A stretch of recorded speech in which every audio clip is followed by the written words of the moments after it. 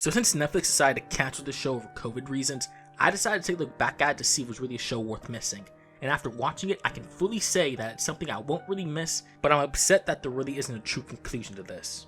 Now, if you don't know the society, think of it as either Lord of the Flies, but instead of kids, there are teenagers who are left in a town with no adults, and they have to survive while also trying to find a way back home.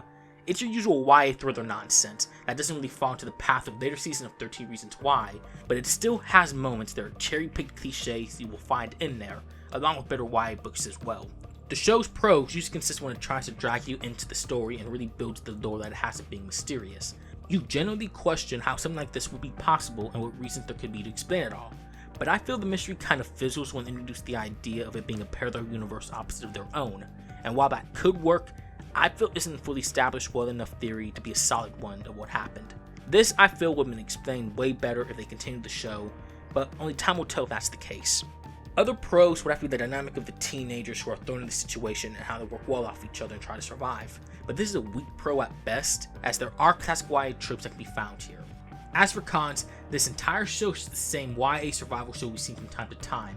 A group gets thrust into an environment they have no idea how to work in, and they have to adapt and overcome various obstacles and people in order to survive and find a way back home. Now, while the teenagers are developed over the season, they're usual cookie-cutter YA characters.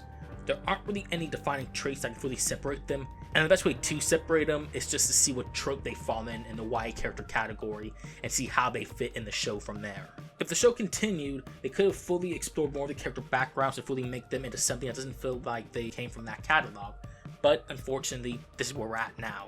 It also personally took me a while to fully get in the series, as I found it to be really slow at points, but luckily the show was able to pick up by episode 4 when it introduced the murder plot, and then more stuff started falling to pieces, which makes me upset because by the end of the season, I was at a point of wondering what could happen next and how they were going to solve various problems they put themselves in by the end of that season. So that's why I'm split on the society. On one hand, it's a typical YA trash show with underdeveloped and stereotypical characters so you can identify with them faster in a parallel dimension problem. But on the other hand, it's a mystery that's easy to wrap your head around, and when the characters are able to bust out their modes and really showcase who they are, it can be a very entertaining show. It's the perfect show to binge and then forget about until someone else brings it up again. And while it's sad the show is continuing, I feel this isn't the full last time we'll be seeing something from this world. Given the cancellation wasn't because of low viewership, but instead of budget and casting standards and conflicts, especially during the craziness that 2020 was, the best way for me to put this show state is canceled for the time being. Once things start to cool down and things can get reorganized, then maybe Netflix will bring it back for a rushed but closure-filled final season, because I don't know how I can keep a plot like this going without it getting boring. So, TLDR, the society is good, but not great. It has highs, but it also has lows. I want to come back, but only for one more season to at least finish it up.